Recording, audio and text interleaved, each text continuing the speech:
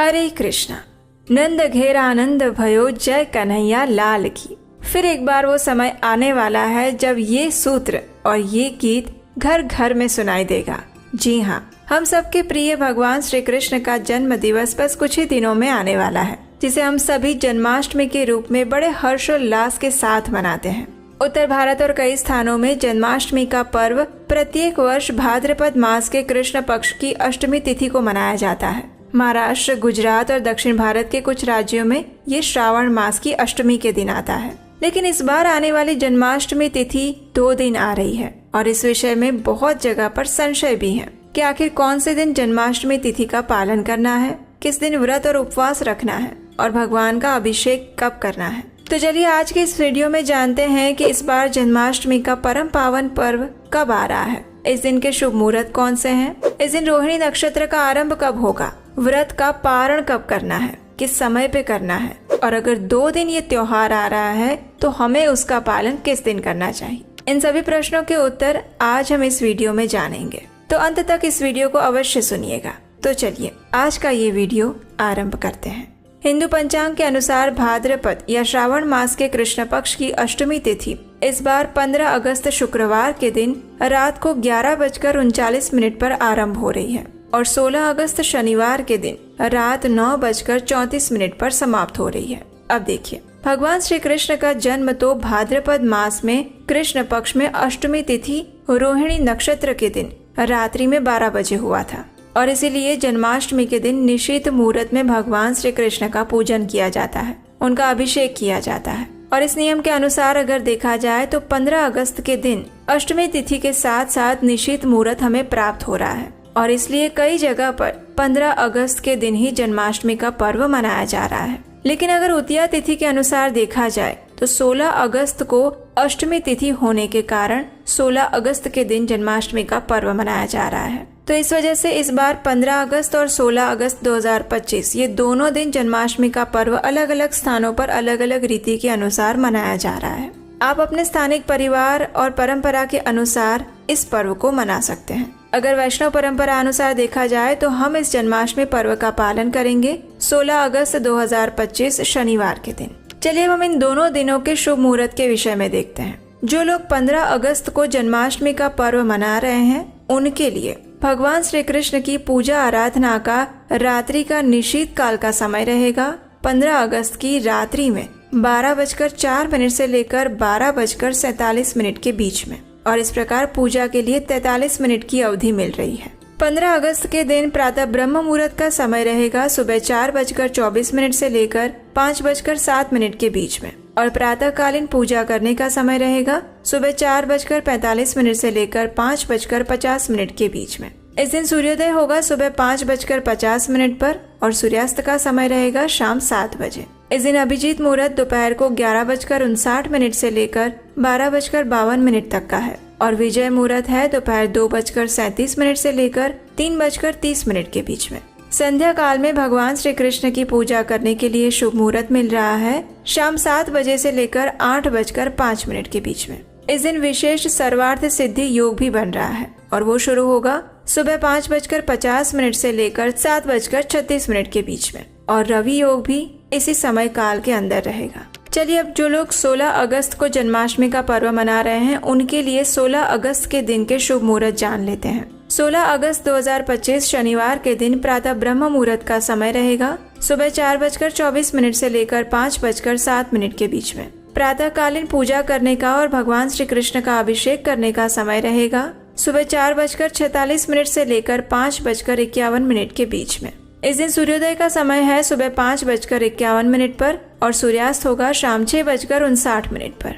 इस दिन अभिजीत मुहूर्त है दोपहर 11:59 से लेकर 12:51 तक और विजय मुहूर्त है दोपहर 2:37 से लेकर 3:29 के बीच में। संध्या काल में भगवान श्री कृष्ण की पूजा करने का शुभ मुहूर्त रहेगा शाम 6:59 से लेकर 8:05 के बीच में। इस दिन सर्वार्थ सिद्धि योग रहेगा सुबह 4:48 से लेकर 5:51 तक। इस दिन अमृत सिद्धि योग भी बन रहा है और वो भी इसी समय के दौरान रहेगा।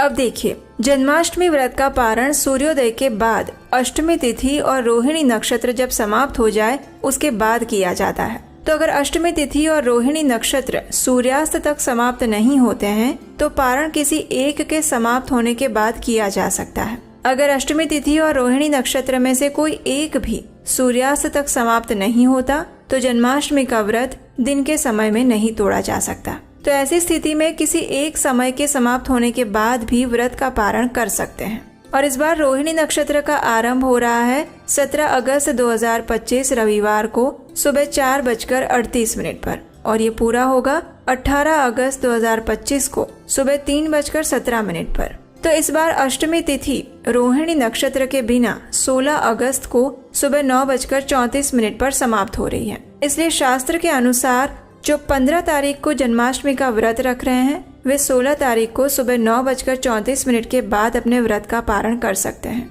जो लोग 16 अगस्त को जन्माष्टमी का व्रत रख रहे हैं उनके लिए पारण का समय 17 अगस्त को सुबह 5:51 के बाद का रहेगा। कई स्थानों पर पारण निश्चित मुहूर्त यानी मध्य रात्रि के बाद भी किया जाता है।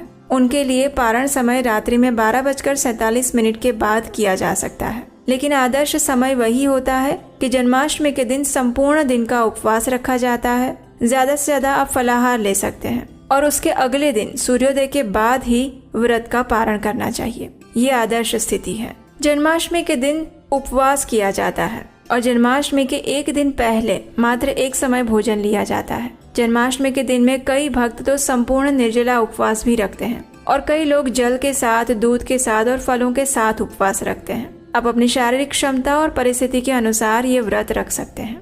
लेकिन इस दिन प्रयास करना चाहिए कि अधिक से अधिक भगवान श्री कृष्ण के पवित्र हरे कृष्ण महामंत्र का जप किया जाए। प्रातः काल में मंगला आरती के दर्शन किए जाए। इसके लिए आप अपने नजदीक के किसी भी मंदिर में जहाँ सुबह 4:30 बजे उठकर मंगल आरती होती है वहाँ जा सकते हैं या अपने घर में भी सुबह 4:30 बजे मंगला आरती कर सकते हैं।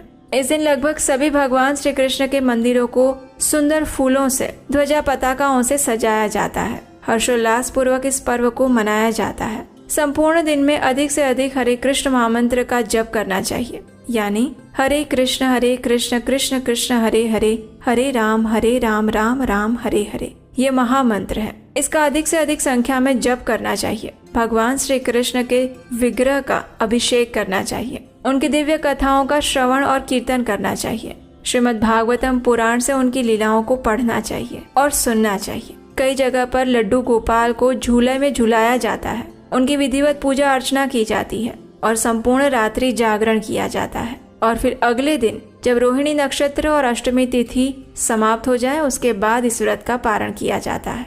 तो ये थी आने वाली जन्माष्टमी पर्व के विषय में संपूर्ण जानकारी।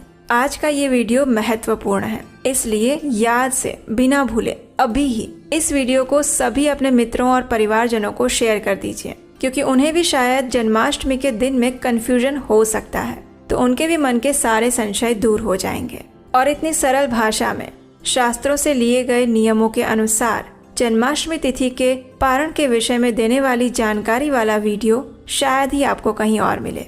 तो आज अभी इस वीडियो को सभी लोगों को शेयर कर दीजिए, व्हाट्सएप में, फेसबुक पर, टेलीग्राम पर, और तैयार हो जाइए आने वाले जन्माष्टमी के महा महोत्सव का पालन करने के लिए, क्योंकि इस बार भी जन्माष्टमी पर्व के उपलक्ष्य में हम आपके लिए बहुत सारी सुंदर कथाएं लेकर आने वाले हैं। और अगर आप जन्माष्टमी व्रत का पालन कैसे करना चाहिए उसकी संपूर्ण विधि जानना चाहते हैं तो नीचे कमेंट बॉक्स में लिख कर बताइए। आपकी इच्छा हुई तो वो भी हम आपके लिए शास्त्रोक्त विधि लेकर आएंगे। तब तक के लिए आने वाले जन्माष्टमी पर्व का उत्सव मनाने के लिए तन, मन और चेतना से तैयार हो जाइए।